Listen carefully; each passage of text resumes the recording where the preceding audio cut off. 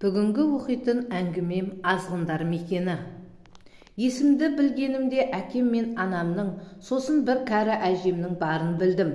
Бұл сонау 95-ші жылдар әкем техникумды бітіріп кеп милицияға жұмысқа тұрған кезі.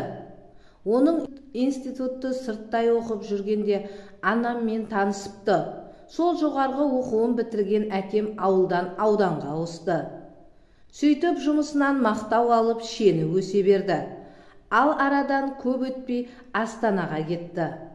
Бұл кең байтақ Қазақстанның астанасы Алматыдан Сарыарқаның төріне көшкен кезі. Сол кезде ауданда бір жыл оқыған мен де Астанаға ауыстым. Оған себеп жоғарыда айтқанымдай әкемнің жұмысы болды. Анам сол үй тірлігі, онан қалса әкемнің жұмысына көмектесіп жүрді. Менің де бойым қалаға үйреніп қалған. Бағы шапқан әкем ауылдан шығып, аудан асып, соңында Астанаға жетті. Сөйтіп қала 10 жылдығын тойлап жатқанда үлкен бір бөлімшеге бастық болды. Бұл мені мен әкемнің өміріндегі ең бақытты күндеріміз еді. Өйткені айдай сұлу анам барда, арыстай азамат әкем барда бақыттымын ғой. Айтқанымдай бөлімшенің басын ұстап әкем тұрса, кадрлер бөлімін басқарып анам отырды. Екеуі де қиып қойғандай жарасымды жұптар. Осы күннің қозы мен баяны дерсің. Тіпті кездейсоқ көргендер мына қыз сіздің қызыңыз ба? Сонда сіздің жасыңыз қаншада деп анамнан сұрап жататын. Оған мына менің төбем көкке жететін. Әкем байғұс білмейді ғой, жасы 30-ға таяп қалса да жүзі әр бермеген келіншегі бар. Ол мына менің анам еді. Бір ғана сөзбен айтайын, осы күні де анам екеуміздің суретімізді қатар қойса, анам кім, қызы кім айыра алмайды. Осыдан ақ анамның қандай сұлу екенін түсінсеңіздер керек. Алайда сұлулық көздің құрты дегені рас. Әкемнің шені өсті. Шексіз карьера жасауына анамның қосқан үлесі зор екен. Ол кезде мен кішкентай қызбын. Атадан жалғыз тұяқ, әкем де өте кішіпейіл қонақ жай кісі. Аудандағы жұмысында үйге кімдер келіп кетпегендеңіз. Тіпті ішкі істер министрінің бірінші орынбасары арнайы кеп дәм татқаны бар. Әкем бастық болған соң біздің басымызда проблема жоқ. Бұйырғанның бәрі алдымызда. Әкемнен рациямен бір бұйрық болса бітті. Бұйрық болса бітті, құрдай жорғалап қызыл жағалылар кеп, құлдық деп қол қусырып тұрады. 2 қой тауып, тез ішек қарын тазалап әкеліңдер. Шашылтке семірген ет дайын болсын. Сосын бәлен деген кафеге үстел жайыңдар. Түген деген сауна сағат мыншаларда ашық тұратын болсын деді. Сонда кеудесін соғып басын изегендер ит сияқты тұра жүгіріседі. Бір қызығы мұны қандай ақшаға аламыз, ақшамыз жоқ деп ол сорлылар сұрамайды. Тіпті ақша жайлы жақ ашпайды. Ол жағын кадрлер бөлімін басқарып отырған анам қарастырады. Қалтамыздан шығып жатқан жоқ деп ол да ақшаны судай шашады. Сонда бары 2 қойың 4 қой болады. 50 мың, 250 мың болды. Әйтеуір үкіметтің ақшасын оңды солды опырады. Мұндай сый сияпатты көрген облыс басшылығы қонаққа келуден шаршамайды. Қысқасы бірде қонақ боп келсе, бірде комиссия болып айналып келе береді. Мен ол кезде кішкентай қызбын, оң мен солымды ажырата алмайтын кезім. Бір күні әдеттегідей апыр-топыр боп жатқан. Пайымдауымша облыстан өте үлкен бастық келеді дейді. Жол күзеткен әкем сонда кеткен. Қаладан 40 шақырым жердегі төбеден күтіп алады. Сол күні асыға үсігі үйге жеткен анам маған: далаға шығып ойнай тұршы қызым деді. Жалт қарадым. Әдетте жұмыстан келсе маңдайымнан иіскеп бетімнен сүйетін. Анам бұл келгенде басқаша көрінді. Салонға барып жаңа шаш үлгісін жасатыпты. Оның үстіне шиеде еріндерін қып-қызыл қып бояп, келте кофта киіп алыпты. Не деген әдемі менің анашым деймін ішімнен. Қазіргінің Джоли дерсің. Мұндай анам барда мен бақыттымын ғой сірә, бақыттымын. Алайда үйдегі телефонға жармасқан анам әлдекіммен сөйлесіп жатты. Әкеммен шығар деймін. Жоқ, әкем емес осы. Жаным күнім дейді. Сағынып жүрсең жетемін дейді. Өзіңді ғана көргім келген. Келе алмағаның өкінішті жаным дейді. Әй, тоқтай тұршы осы. Әкеме мұндай сөздер айтқанын естімеппін. Сонда бұл кімге айтып жатыр? Міне менің анама деген күдігім осылай басталды. Әкем байғұс зыр жүгіріп жүр. Анам болса, бірақ ол адам кім? Сол жерде менің оған миым жетпеді. Себебі мен кішкентай ғана қызбын. Сонда да анамнан шошып секем алғаным бар. Секем алмай қайтейін. Ол менің анам ғой. Тіпті көзімше құрдастары қалжыңдап құшақтаса да қызғанып жылайтынмын. Алайда өз анасын кім жамандыққа қисын? Күндер зулап өтіп жатты. Аудан асқан әкем Астанадан бірақ шықты. Оқуымды сонда жалғастырдым. Енді менің анам бұрынғыдан да құлпыра түсті. Бұл жерде де кадр бөліміне істеген анам отчет деп кеш келетін. Басынан баяндап берейін. Бір күні есіктен кірген анам теңсетіліп барып, өз бөлмесіне көтеріліп кетті. Бұл менің мектепті бітіремін деп оқуға дайындалып жүрген кезім. Жас емеспін. Соңғы кезде анамның қатты өзгергенін аңғарғанмын. Оның үстіне баяғы телефонда сөйлескен сөздері есімде. Сол адамның кім екені жұмбақ болып жүрген. Соңынан ердім. Обалына не керек қызым? Мен бүгін құрбыларыммен банкетте барамын, кешірек келемін деп ескертіп кеткен. Сол банкеттен асыра сілтегені көрініп тұр. Әкем іс сапармен батыста жүрген соң бара қойсын деп үндемегенмін. Өзі жұмыс баста адам шаршағанын бассын деп едім. Енді міне кеш келген анам есіктен теңсетіліп кіріп жоғары қабатқа көтеріле алмай жатыр. Масаңсып қалған денесі дегеніне мойын бұрғызбайды. Аяғы айтқанына көнбесе керек, еңбектеп барады. Жетіп кеп құшақтап демеп жатқанымда еркек тоқидың иісі мүңк ете қалды. Жүрегім зырқ етіп шошып түстім. Әншейінде етегіндегі екі елге ие бол қызым деп жүретін анамның мынаусы несі? Удай мас қой өзі. Қолтықтап жатын керуетіне жеттім. Ақылеп-ұқылеп анам шалқайып жатып түймелерін шеше бастады. Көзін тарс жұмып алған.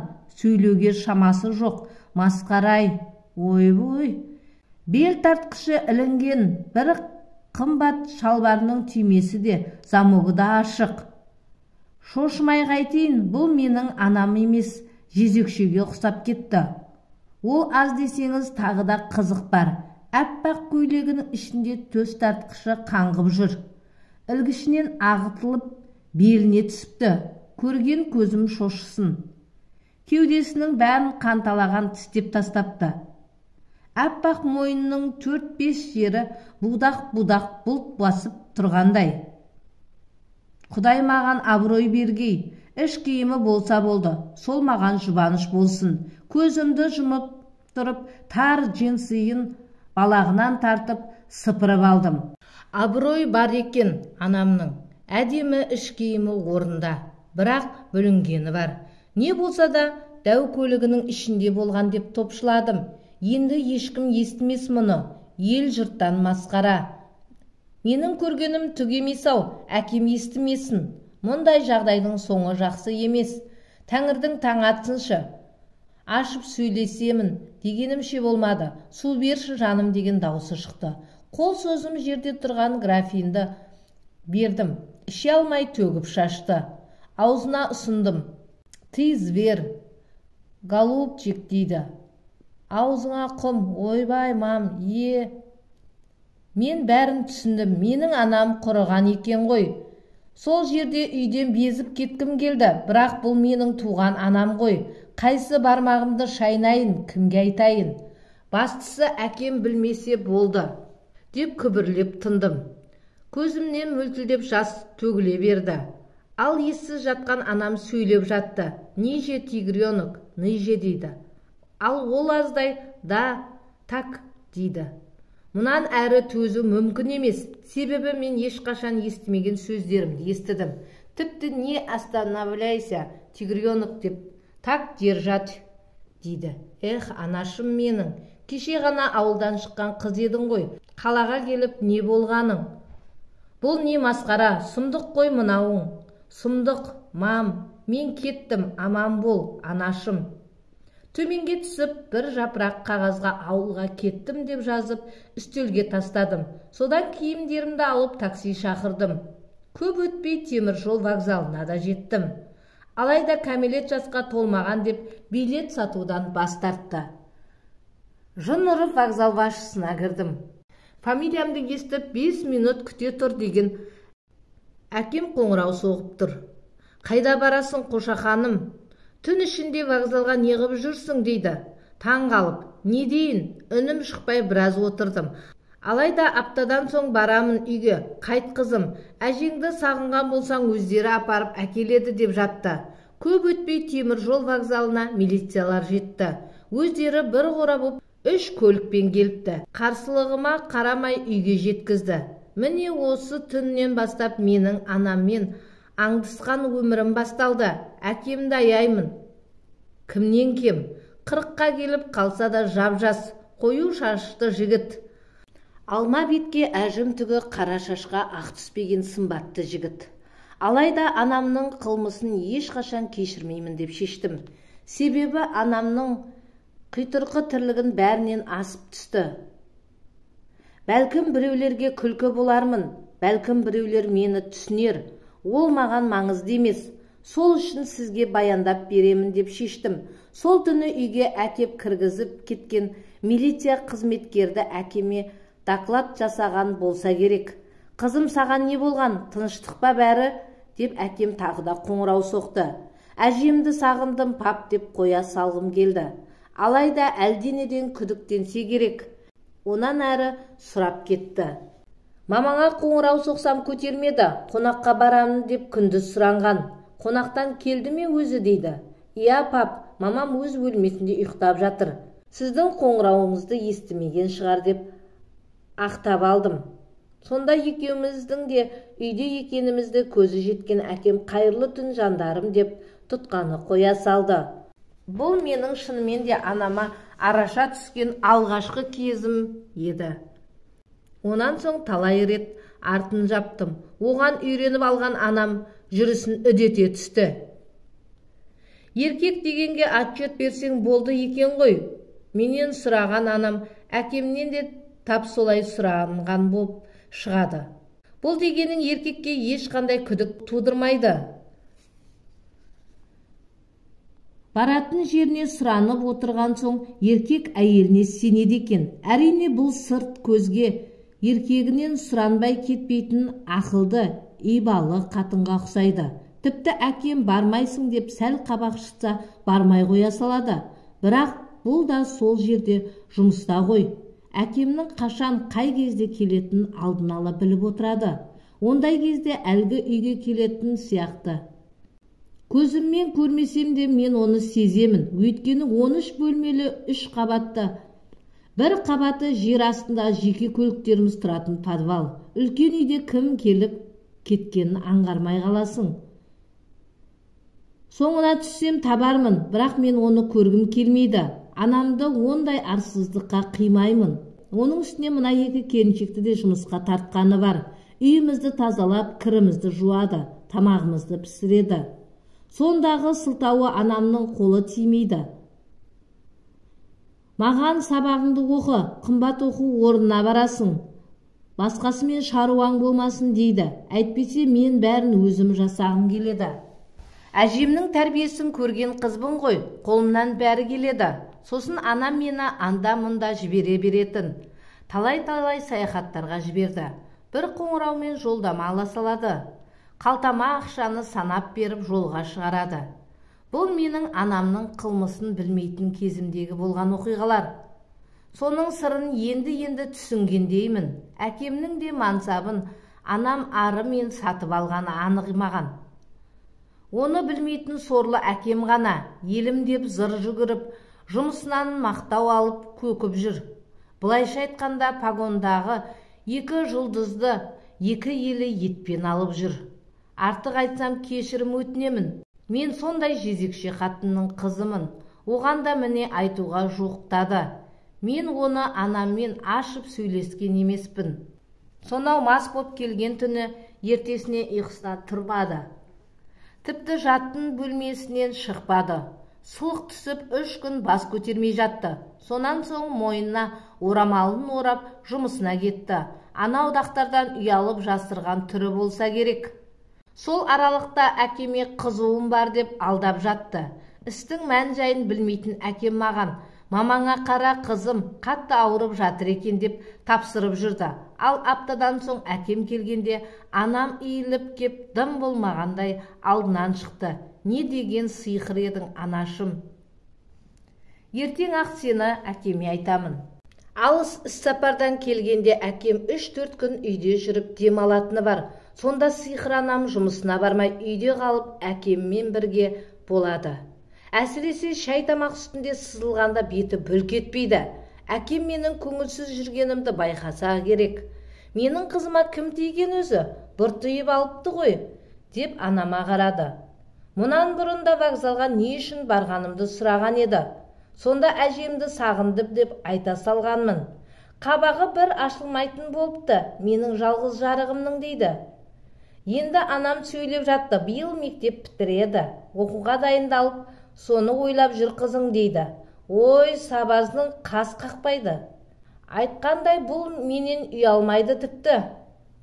Әлде қызы анасын сатпайды деп ойлай ма екен? Менің оған миым жетпейді, ақылым жетпейді. Бұл не деген арсыз қатын сонда? Сол түні төбетке таланған қаншықтай боп келген бұл. Бүкіл денесі көгала торғайдай засос еді. Тіпті омырауында 4-5 жерден тістеп тастапты. Сондай сұмдықты өз көзіммен көрдім ғой. Осыдан соң жаным ашысын ба? Бұған жиркене қарайтынды шығардым. Қайран аңғал әкем менің. Ақ балағын сүйретіп жұмысына шауып барып келіп жүр. Түк білмегендей, сонда тіпті де күдіктенбейді. Бірақ шайды өз қолымен құйып беріп сызылып отырған қатыннан қандай күдік болсын? Еркек дегенде ес болмайды деген осы екен. Тұнжырап жүрген менен сұрап қояды: жалғызым, жарығым, мен сені Аллаға аманат еттім дейді маңдайымнан иіскеп. Ойбай әке, мені қайтесің дей алмаймын. Қалай айтам оны? Үйде бір емес 3 мылтық бар. Көз алдымда атып салса қайтемін анамды? Бұл дегенің ел жұртқа масқара ғой. Шынымен де үйде бір емес 3 қару бар. Әкемнің табілді тапаншасы, анамның табілді тапаншасы бар. Сосын әкемнің аңға шығатын тағы бір қымбат карабині бар. Ағылшынның атақты мерген мылтығы дейді. Сейіпте тұр демесең, ол да оғымен дайын тұр. Арам ойым қылмысқа жетелемекші ме мені? Қорқынышты боп қорқып барам бәрінен. Өйткені бір малғынды үйге келіп кетіп жүр дедім ғой. Көзіммен көрмесем де білемін. Жаңа жылға таяғанда жоспарымда аяқ асты өзгерткенімді әкем түсінбесе керек. Қатарыңнан қалмай барып кел. Әжеңе жаңа жылдан соң барарсың қызым дейді. Бұл үйде екеуміз отырғандағы әңгіме. Қыз баласы нәзік жүйкесі жұқа келеді дейді. Онысы рас екен. Екеуміз отырған осы бір сәтте көз алдымнан қандай жайттер өтпеді деңіз. Психологиям қатты бұзылды менің. Анам болса жаңа жылға дайындық деп супермаркетке кеткен. Алайда менің көз алдыма әлде кіммен төсекте жатқандай боп елестей береді. Құдды бір әкемді алдап кеткен сыңайлы болады да тұрады. Міне бұл сенімнен шыққанның нәтижесі. Әркім әрқалай қабылдайды мұны. Мүмкін кейбір қыздар үшін анасы жақын боп, әкесі кінәлі болар. Бірақ ол мен үшін емес. Мен үшін мына жерде анам ғана кінәлі. Жас болсам да мен оны анық айта аламын. Әкемде не кінә? Осыншама дүниені тыраштанып жүріп жинады ғой. Ешкімнен кем емеспіз. Біздің күнімізге жеткен де бар, ал жетпегендер миллион бұл елде. Не ішеміз, не жейміз деген проблема жоқ. Шетел біз үшін әнәу тұрған ауылға барып келгенмен бірдей. Ал сын-сымбаты келіскен әкеме кімдер ғашық болмаған дейсіз? Сонау институтқа түскенде анам 17-дегі абитуриент еді. Өзі жүгіріп тиді деп отыратын әкем. Сұлу қыз болған соң кетәрі болмаған. Көп жүрмей екеуі үйленген. Айттым ғой, өзі өте сұлу, талдырмаш келген сүйкімді келіншек. Әсіресе шалбар киіп бірге шықсақ бізді біреулер құрбылар деп ойлауы әбден мүмкін. Бірақ сондай сүйкімді туған анам мен үшін ұсқынсыз, сүйкімсіз жанға айналғаны қашан. Қазір де міне, кеткеніне 3 сағат болды. Мынау тұрған супермаркеттен үйге жете алмай жатыр. Жете алмай жатыр ма, әлде біреудің астында жатыр ма? Ол енді маған белгісіз. Ал ойында түк жоқ. Үйде қауіпсіз отырған әке мені еркелетіп әлек. Әжеңе осы барғанда сиыр сауды үйреніп кел, қызым дейді. Онымен қоймай, бірақ абай бол, сиыр дегенің тебетіні бар. Баяғыда анаңды теуіп білегін сындыра жаздаған дейді. Демек мені ауылға жіберетін боп шешкен ғой деп ойладым. Бірақ мен жоспарым басқа. Әкемнен ғана сұранып ауылға кеттім. Әрине бір өзімді жібермей бір полицияға тапсырды. Ол мені алып ұшаққа отырды. Апарып әжемнің қолына тапсырды. Әне сонан соң ғана өзі Астанаға қайтады. Яғни әжем қабылдап алған соң босайды. Бұл мен ес білгелі басымда бар жағдай. Торға түскен торғайдың өмірі. Таң қалмаймын. Бірақ мені сонша қорғаштағанша қатынын қорғаштаса болмай ма? Не істеп жүргенін білсе ғой дегенімше болмады. Ауылға барғанда қанша күн боласың қызым деп сұрады әкем. Оны сұраған себебін білемін.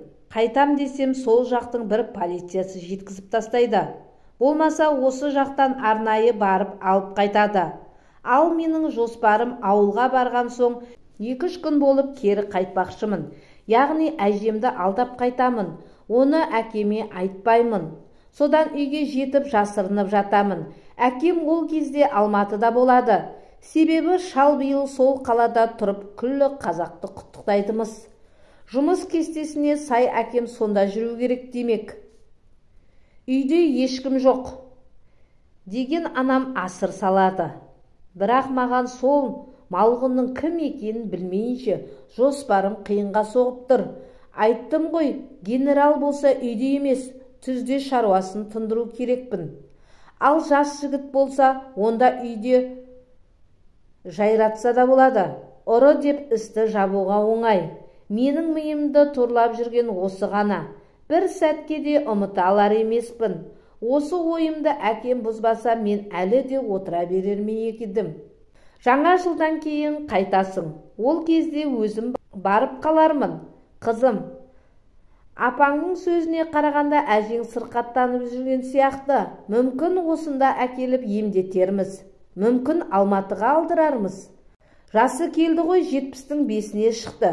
Өзі мені 30-дан өткенде әрең босанған. Сонда мені туғанда соңынан тағы да балам болсын деп атымды ерсін қойған. Оны мен еретін ешкім болмай жалғыз қалғанмын. Жалғыздық деген бұл өте қиын екен ғой қызым дейді. Міне қызық. Әкем осы соңғы кездерде бір түрлі сөйлеп жүрмаған. Мұнысымен не айтпақшы екен? Әйтеуір бір құпиясы бар ма деп қаламын. Кішкентай көріп айта алмай жүргендей көрінеді. Бірақ сәт сағаты келіп тұр. Сұрап алғаным жөн. Пап, жалғыз болған қиын ғой әрине.